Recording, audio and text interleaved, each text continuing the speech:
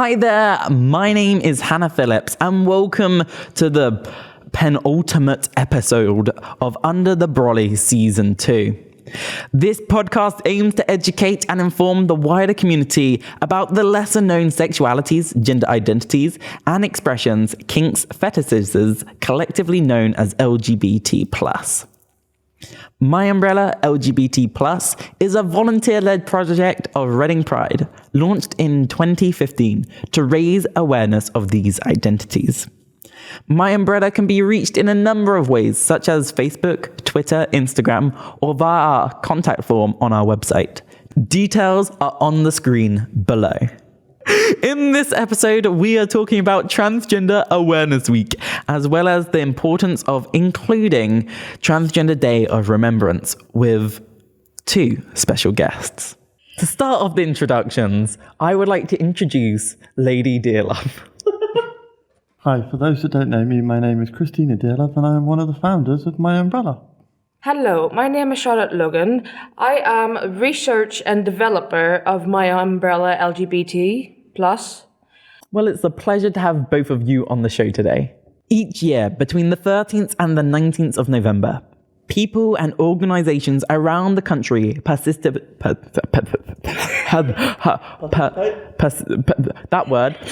Transgender Awareness Week to bring attention to the community by educating the public about who transgender people are, sharing stories and experiences, and advancing advocacy around the issues of prejudice, discrimination, and violence that affect transgender community. So, how does it make you feel hearing that discrimination still takes place in 2021? So as a trans person myself who works with the general public in retail, the fact that just walking home from work I could be attacked, I could be verbally abused by general public, it's not a nice feeling. But coming home, 8, 9 o'clock at night from work in the dark, having to have your wits about you even more than you normally would, of who sat behind me, are they following me, makes more nervous, more fearful. Planning to go away somewhere, have I got everything I need? Do I need to go and buy something because I've left something specific behind? Suffering from anxiety enough as it is, not wanting to go out the door without my makeup on, in case someone mispronouns me. Yeah, it's not good. Do you have an anxiety in relation to how the treatment of others takes place around? But yes, as I was saying, from going from male to female and female to male, for the person to go through that stage of different hormones, different feelings, and like new life experiences, to be pretty honest, and even myself. My partner is a trans woman, and I'm there for her 24/7, and it hasn't been easy for her either. Because at the end of the day, like, there's emotional times, there's good times, there's, but as long as you're there for that person, then it can be easier for them, even though they're going through the change. The transgender pride flag was created by American trans woman Monica Helms in 1999 and was first shown at the Pride Parade in Phoenix, Arizona in 2000. Helms described the meaning of the transgender pride flag as follows. The stripes at the top and bottom are light blue, the traditional color for baby boys. The stripes next to them are pink, the traditional color for baby girls. The stripe in the middle is white, for those who are transitioning or consider themselves having a neutral or undefined gender. Do you, as a trans person, like the trans flag? Yes and no. This is me probably being pedantic. I get the colours, because it's got to be for both ways. But someone going from male to female, blue just reminds me of my past. And past being something that you want, moving on, you want to forget and not remember. Whereas pink, I see as the future, so to speak. There's a light at the end of the tunnel. And from the element that it has pink and blue, do you feel that it represents the trans community? Is it inclusive? No. You've got blue for boys, pink for girls. What about our non-binary siblings, our androgynous siblings that don't identify with either or? I get we've got white in the middle for, in theory, no person's land. Yeah. Lack of a better expression, but it's putting people in boxes of boy, girl, other. Yeah. There's so much more to other than just. And would you personally stand with a proposed alternative of a pride flag that would be more inclusive and diverse? If someone was to come up with one, yes. Do you have any thoughts on the trans flag?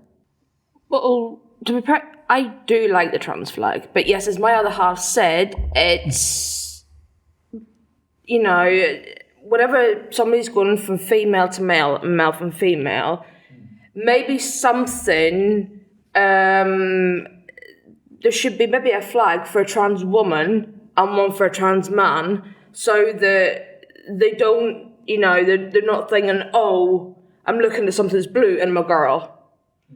Or as a guy, I'm looking at something that's pink and I like blue. Do you know what I mean? It's and as I see it as well, yeah.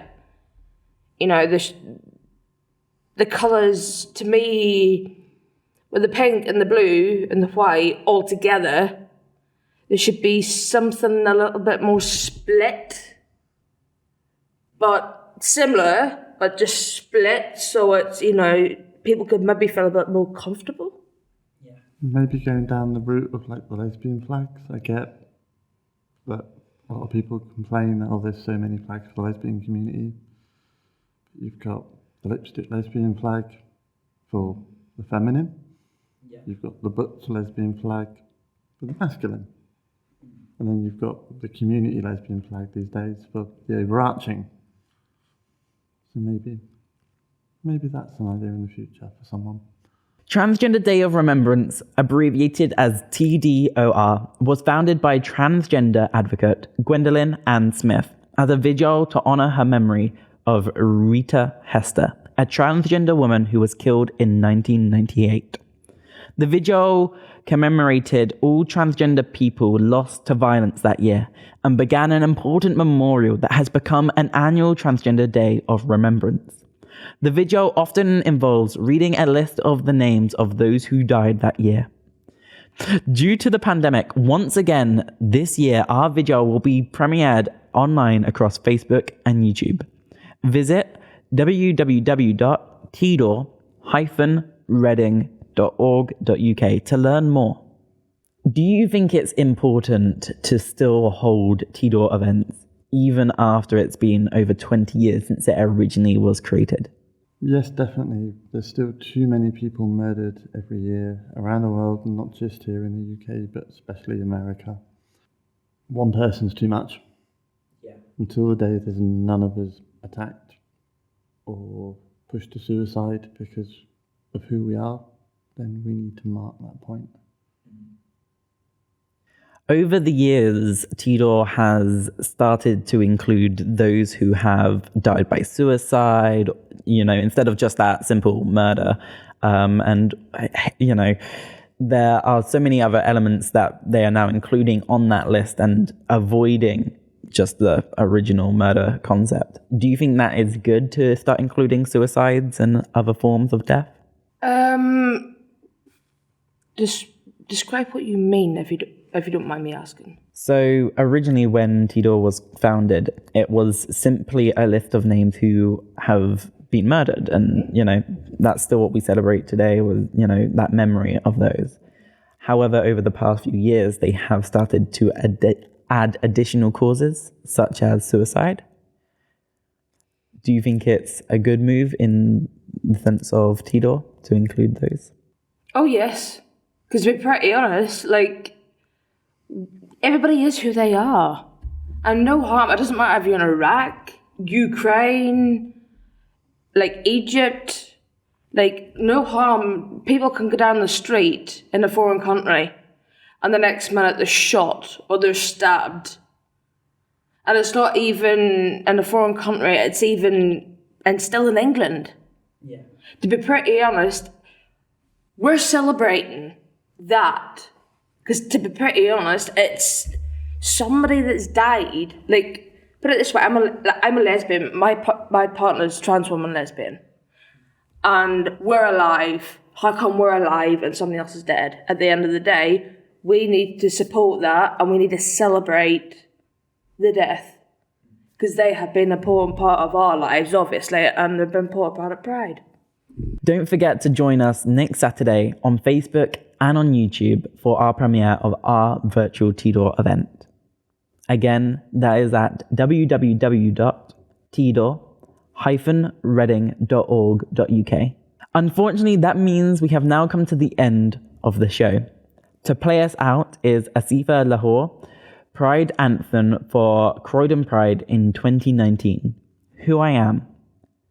Which means it is a goodbye from myself, Hannah Phillips, and our guests. Bye. Bye. Thank you. Bye.